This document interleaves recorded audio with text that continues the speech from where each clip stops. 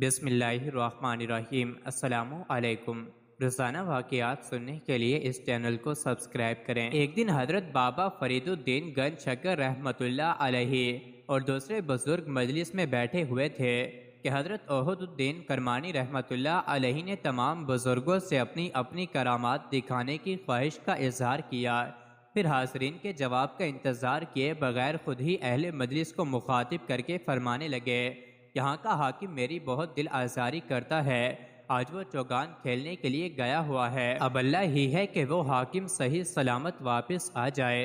ابھی مجلس میں حضرت شیخ احد الدین کرمانی رحمۃ اللہ علیہ کے الفاظ کی گونج باقی تھی کہ کسی شخص نے باہر سے آ کر اطلاع دی کہ وہ حاکم گھوڑے سے گر کر مر گیا۔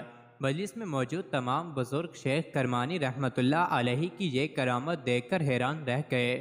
اس کے بعد دوسرے بزرگوں نے بھی اپنی اپنی کرامات کا اظہار کیا۔ آخر میں شیخ کرمانی رحمۃ اللہ علیہ نے فرمایا، فرید تم بھی اپنی کوئی کرامت دکھاؤ، بڑا مشکل مرحلہ تھا۔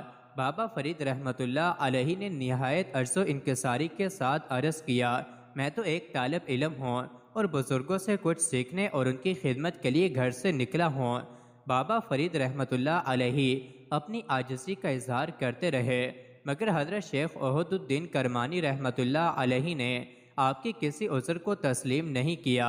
بالآخر بابا فرید رحمۃ اللہ علیہ مجبور ہو گئے۔ آپ نے آنکھیں بند کر لیں اور دل ہی دل میں خداوند ذوالجلال سے درخواست گزار ہوئے، اے اپنے بندوں کے عیوب کی پردہ پوشی کرنے والے، تجھ پر سب باطن و ظاہر روشن ہے۔ تو خوب جانتا ہے کہ میں تیرا ایک گناہگار بندہ ہوں، مگر ان لوگوں کے درمیان بیٹھا ہوں جو بے شمار کمالات روحانی رکھتے ہیں۔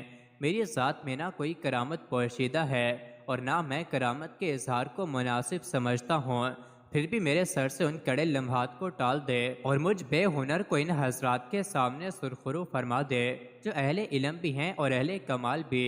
ابھی بابا فرید رحمۃ اللہ علیہ خیالوں ہی خیالوں میں اپنے رب کے حضور دست بادعا تھے کہ یکا یک تصورات کے پردے آپ کے پیر و مرشد حضرت قطب الدین بختیار کاکی رحمۃ اللہ علیہ کا چہرہ مبارک روشن ہو گیا۔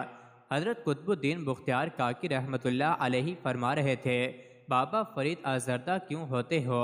جس خدا نے تمہیں سلطان الہند رحمۃ اللہ علیہ کے آستانہ عالیہ تک پہنچایا ہے، وہی ہر حال میں تمہاری مشکل کشائی کرے گا۔